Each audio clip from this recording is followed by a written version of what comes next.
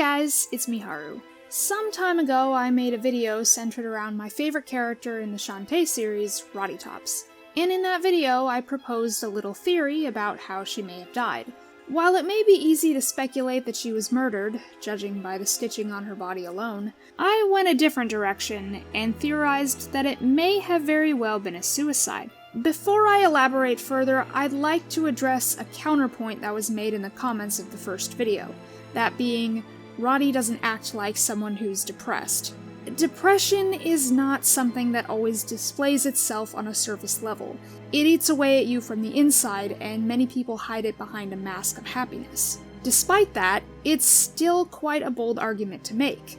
The very concept of taking one's own life is not to be made light of. But I didn't come to that conclusion without sufficient reasoning. I talked about how her human form's physical characteristics could have led to severe bullying, or how her personality could have burned one too many bridges with a friend, and have even brought up the possibility that the stitching may represent self-harm as well.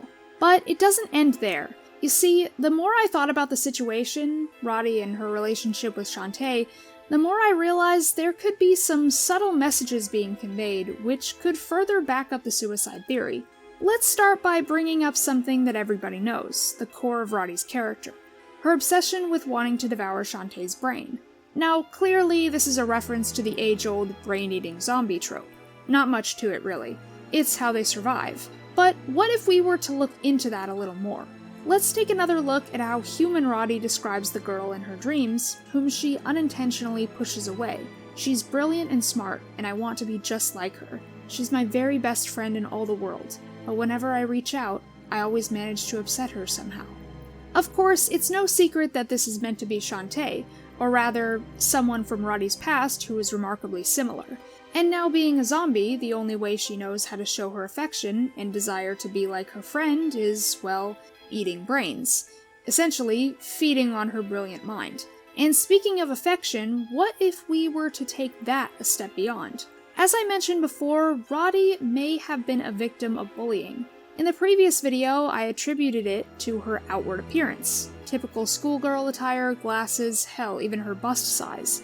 But consider for a moment if it wasn't due to her looks, but rather her interests. The games haven't outright said anything or even had a reason to touch on the subject, but I believe there to be some implications of Rotty seeing Shantae as more than a friend. And personally, I headcanon her as bisexual. Now, apply that to the theory. Starts to make a little more sense now, doesn't it? Coming to terms with one's own sexual identity can be stressful, especially in an environment where it isn't widely accepted.